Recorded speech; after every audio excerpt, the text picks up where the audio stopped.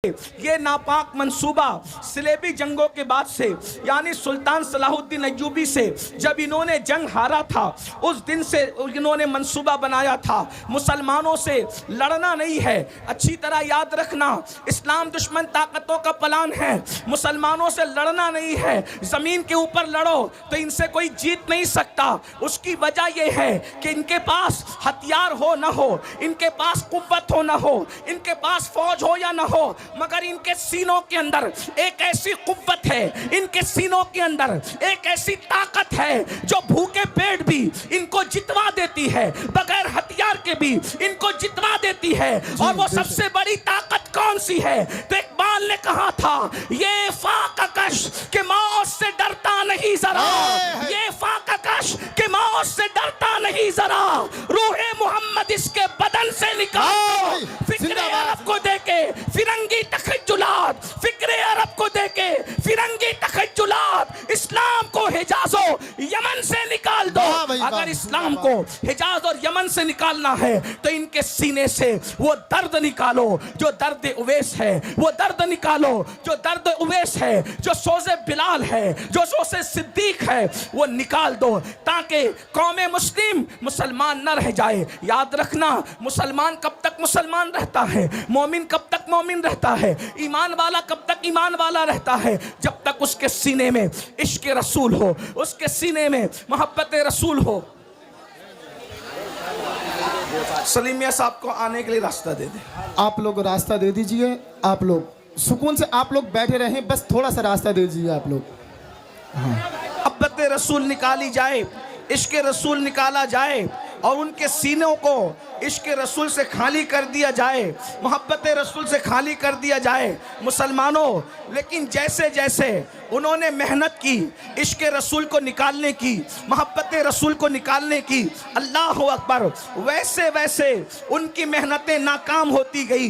वो रसूलुल्लाह से दूर करने के लिए तरह तरह के मंसूबे बनाते रहे, तरह तरह की साजिशें करते रहे, लेकिन उनकी हर साजिश नाकाम होती रही।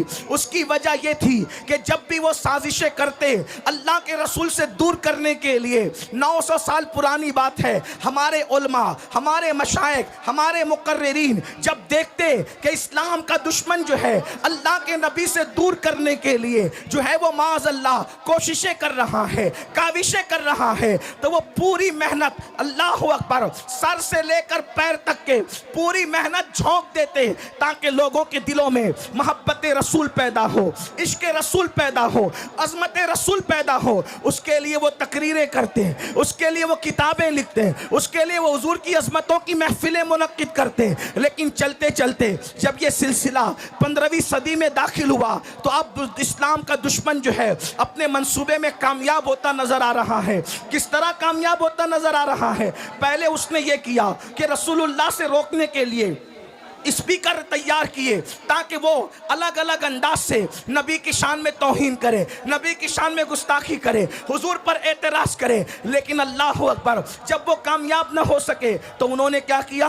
फिल्में बनाई। और फिल्में इसलिए बनाई ताकि मुसलमान जितनी देर तक फिल्म देखेगा उतनी देर तक अपने नबी के जिक्र से दूर रहेगा। उन्होंने केबल ईजाद किया, मुसलमान जितनी देर तक के केबलों में मसरूफ़ रहेगा उतना अपने नबी से दूर रहेगा। उन लोगों ने गाने, एक से खूबसूरत गाने इजाद किए कि जितनी देर तक मुसलमान गाने सुनता रहेगा, गाने गाता रहेगा, अपने आका के जुल्फ और रुखसार के तस्करे से दूर रहेगा।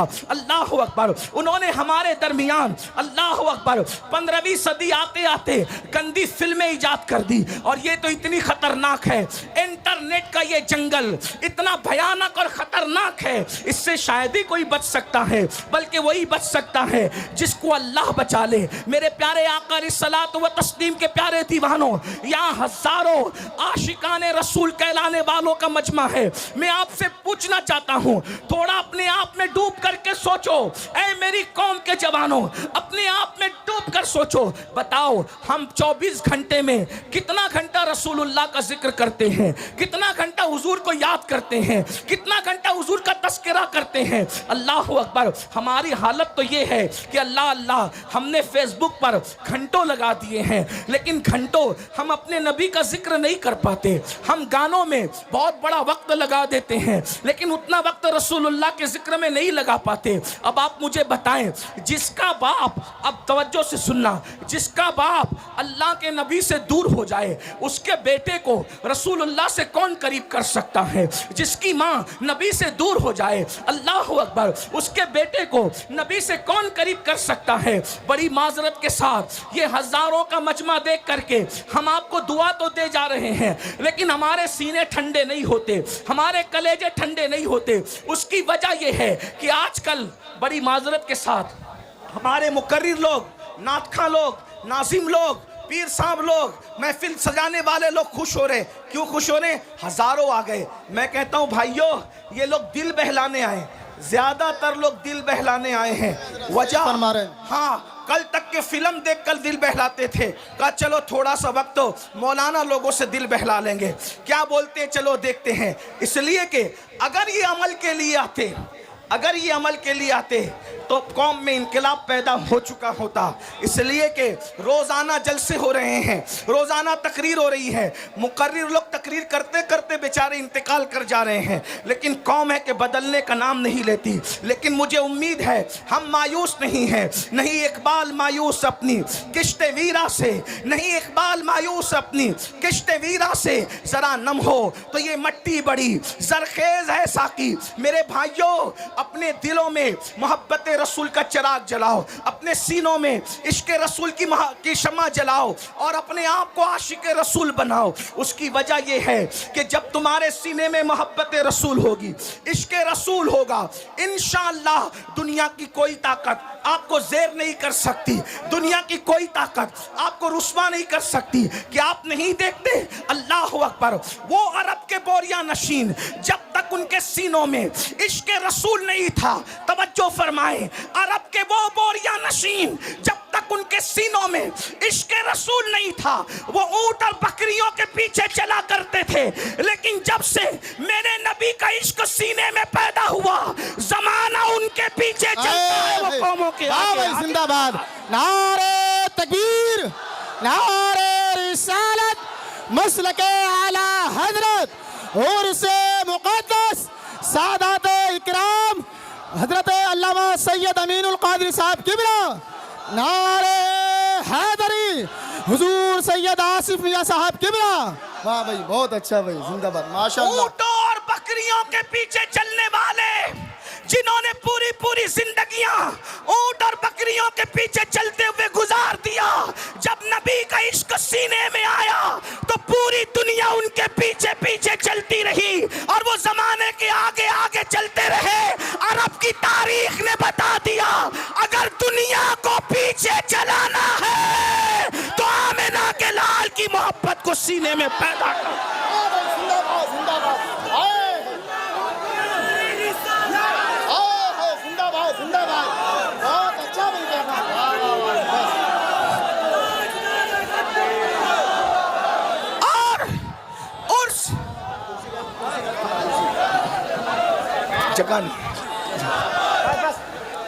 उर्स मुकद्दस की इस महफिल में मैं आपको पैगाम दे रहा हूं, हथियार उठाकर लोगों को अपने पीछे नहीं चलाया जा सकता, लेकिन सीने में इश्क़े मुस्तफा सजाकर सारी दुनिया को अपने पीछे चलाया जा सकता है। बल्कि वल्लाह इश्क वाला इतना ऊपर जाता है, इतना ऊपर जाता है, इतना ऊपर जाता है कि काबे की छत तलवों में नजर आती है और बिलाल काबे की छत पे है।